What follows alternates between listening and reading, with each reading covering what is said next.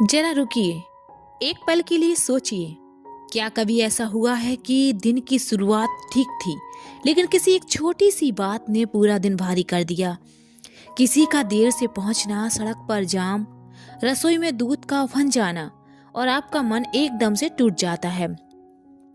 दिल तेज धड़कने लगता है, आवाज ऊंची हो जाती है और हम बिना जाने ही अपनी शांति से लड़ने लगते हैं।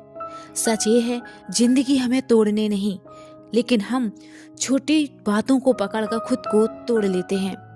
आज जो बात बहुत बड़ी लग रही है, वही बात कल आपको याद भी नहीं रहेगी।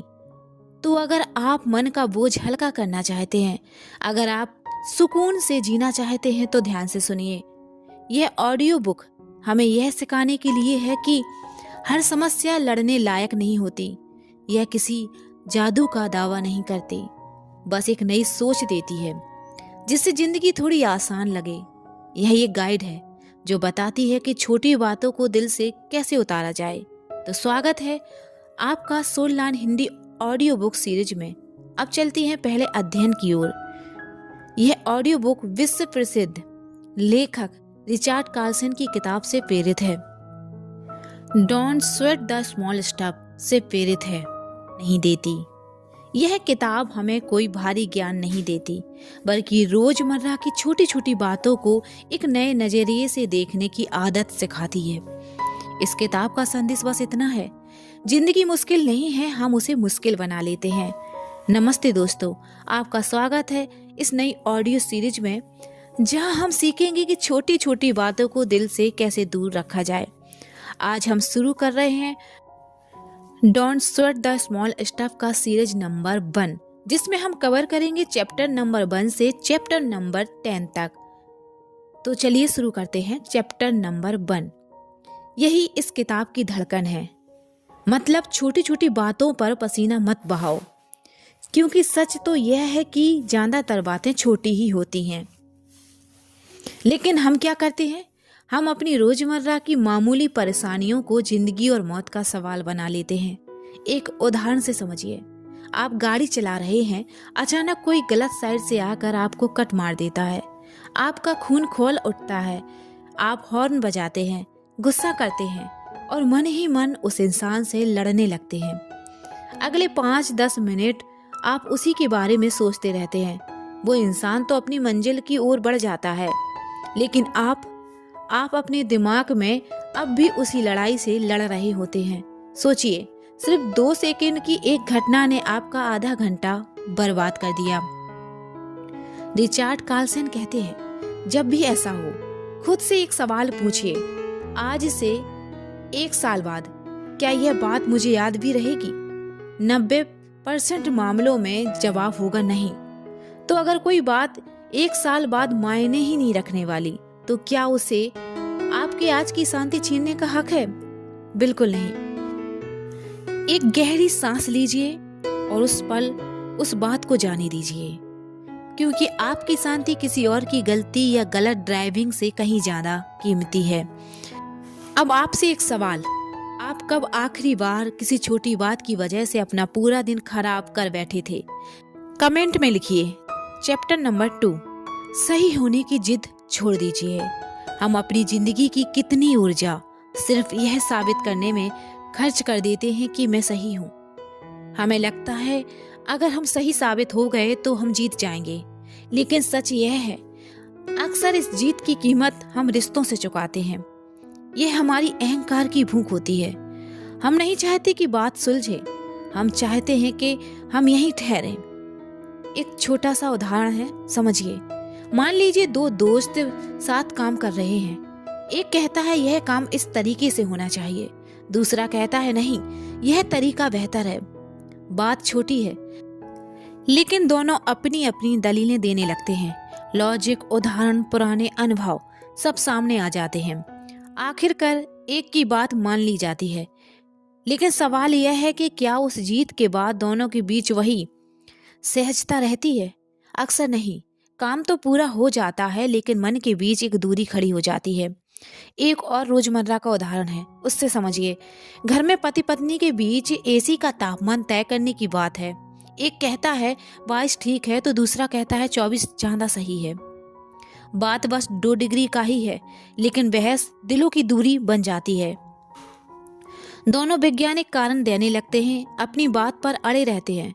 आखिर में कोई एक जीत ही जाता है। लेकिन क्या घर में शांति बची रहती है, या सिर्फ एक छोटा सा सच बहुत बड़ा सन्नाटा छोड़ जाता है? अब जरा ठहरिए। जब आप किसी छोटी बहस में फंस जाएं, तो खुद से एक सवाल पूछिए, क्या इस बहस को जीतना मेरे रिश्ते से ज्यादा जरूरी है? अक्सर जवाब नहीं होता है। असली जीत क्या है? कभी कभी दूसरों को जीतने देना हार नहीं होता, बल्कि वही आपकी सबसे बड़ी जीत होती है, क्योंकि आपने अपने अहंकार को नहीं, अपने रिश्ते को चुना है। आपने सही साबित होने के बजाय शांति को चुना है। हर लड़ाई जीतने लायक नहीं होती, हर बहस में सही होना जरूरी नहीं होता। कुछ मौकों पर चुप रह जाना, मुस्कुरा देना या बात बदल देना, यही समझदारी है, क्योंकि रिश्ते बचाना हमेशा सही साबित होने से ज्यादा कीमती होता है। अब आपसे एक सवाल, आप क्या चुनेंगे, बहस जीतना या रिश्ते बचाना? चैप्टर नंबर 3, अपूर्णता को अपनाइए। हम एक ऐसी दुनिया में जी रहे हैं जहां हमसे हर चीज में परफेक्ट होने की उम्मीद की जाती है। परफेक्ट शरीर, परफेक्ट करियर, परफेक्ट जिंदगी। और इस परफेक्शन के पीछे भागते भागते हम जीना ही भूल जाते हैं।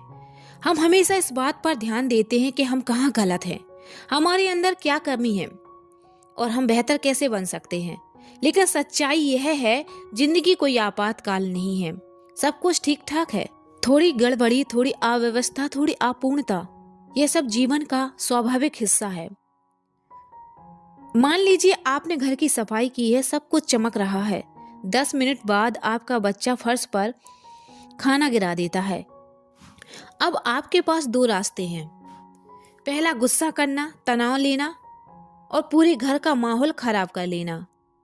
दूसरा, हल्की सी मुस्कान मन में यह स्वीकार कर लेना कि यही जिंदगी है और शांति से उसे साफ कर देना। परफेक्शन की जिद असल में तनाव का दूसरा नाम है। जब आप यह मान लेते हैं कि आप और आपकी जिंदगी कभी पूरी तरह परफेक्ट नहीं होती, तो आपके कंधों से एक बहुत बड़ा बोझ उतर जाता है। अब आप खुद को माफ करना सीखते हैं, दूसरों को माफ करना सीखते हैं, और इसी माफी में असली शांति छिपी है। सवाल आपसे, आप क्या चुनेंगी, परफेक्ट दिखना या शांत रहना? कमेंट में जरूर बताइए। चैप्टर नंबर 4, आज में जीना सीखिए। हमारा दिमाग एक टाइम मशीन की तरह काम करता है। या तो वह अतीत की यादों में भटकता रहता है या भविष्य की चिंताओं में उलझा रहता है, लेकिन वह इस पल में बहुत कम रहता है। और सच्चाई यह है, खुशी सिर्फ इसी पल में है। जब आप खाना खा रहे हो तो बस खाना खाइए, फोन या टीवी मत देखिए।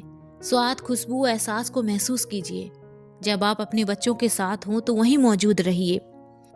ऑफिस के ईमेल मन में मत लाइए। एक उदाहरण से समझिए।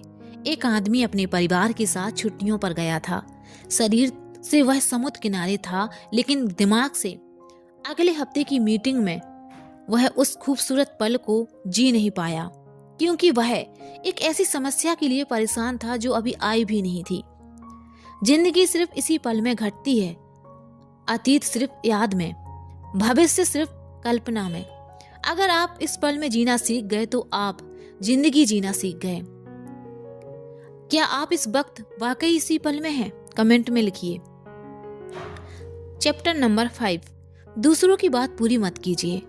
यह एक आम आदत है, लेकिन रिश्तों के लिए बहुत नुकसानदायक। जब कोई बोल रहा होता है तो हम बीच में ही उसकी बात पूरी कर देते हैं। हमें लगता है कि हम उसकी मदद कर रहे हैं, लेकिन असल में यह हम संदेश दे रहे होते हैं कि मुझे पहले से पता है तुम क्या कहना चाहते हो। यह सामने वाले को अनसुना महसूस कराता है। एक बेटा अपनी माँ को दिन भर की बात बता रहा है। वह कहता है आज ऑफिस में, माँ तुरंत बोल देती है फिर से ट्रैफिक में फंस गए होंगे। बेटे को बुरा लगता है क्योंकि वह किसी और बात पर बात कर रहा था।